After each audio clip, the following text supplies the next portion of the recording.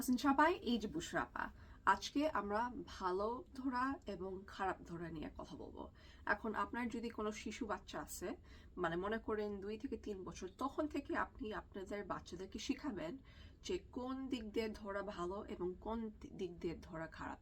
কারণ যারা প্যারাফাইল, যারা খুব খারাপ, যারা বাচ্চাদেরকে খায়, আপনি কিন্তু মানে আপনার বাচ্চাদেরকে নিরাপদে রাখবেন।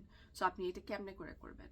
আপনার মেয়ে অথবা আপনার ছেলেকে শিখাই দিবেন যে মামুনি, কেউ তোমার বুকের জায়গা ধরতে পারবে না। ওকে? মামুনি, কেউ তোমার পাছার জায়গা ধরতে পারবে না। শিখাই দিবেন পাছার জায়গা কোনটা।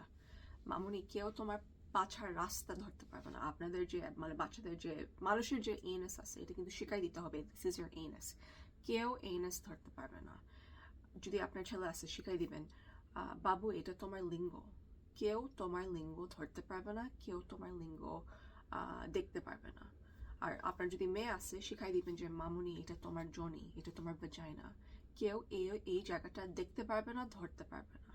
ওকে? আর কেউ যদি এই জায়গাগুলি ধরতে চায়, তুমি চিল্লাবা আর আমাকে জানাবা, মানে বাবা মাকে জানাবে, অথবা নানু নানিকে, মানে যার সাথে থাকে আর কি।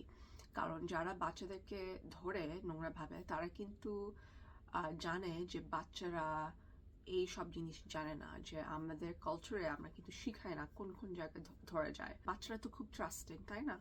সো সেই কারণের জন্য আপনারা কিন্তু অবশ্যই বাচ্চাদেরকে নিরাপদে রাখবেন। সবাই ভালো থাকেন, সুস্থ থাকেন। লাভ, পুষা।